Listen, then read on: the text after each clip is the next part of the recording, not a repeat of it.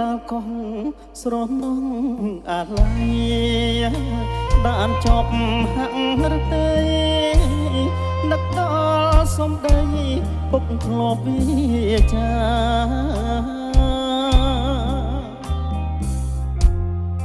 ដឹងទឿនកូនប្រុស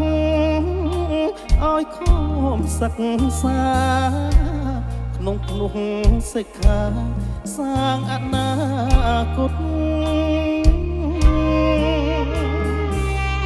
អនិច្ចាសង្ខារពុកលាចាលោកចិនដាវាយោគ្រួសារសោយសោកអោបយកក្តីទុក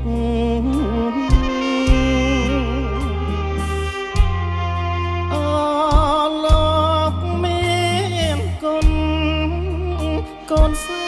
នរន្ធត់ប្រត់ពីរូបពុកខ្លោចសាពី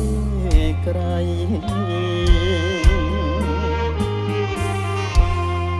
បុនគូ10ឆ្នាំកូនសាងជូនពុកសូមបាទសោយសុខឋានសួគ៌គេ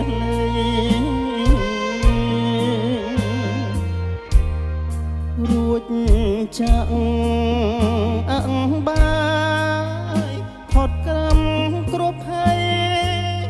ឈងកុំណាថ្មីពងខ្ពងថ្លៃថ្លាអានិសងសាងភ្នោះកូនបំបុងកូនទុកដូចជាក្បោ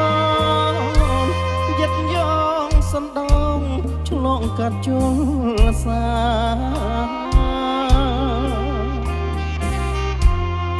ជុំលងរូបពុកដល់ត្រើយសុខខានិព្វានថ្លៃថ្លាកូនសាងជូនពុក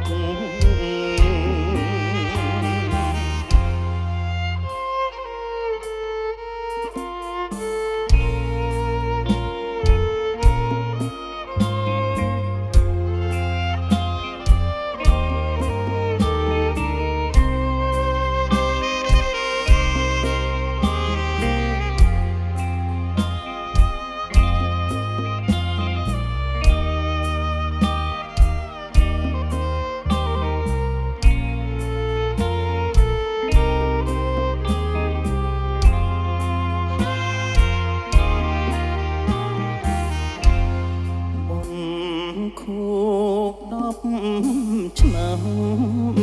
កូនសាងជូនពុកសូមបានសោយសុខឋានសួគ៌គេលើ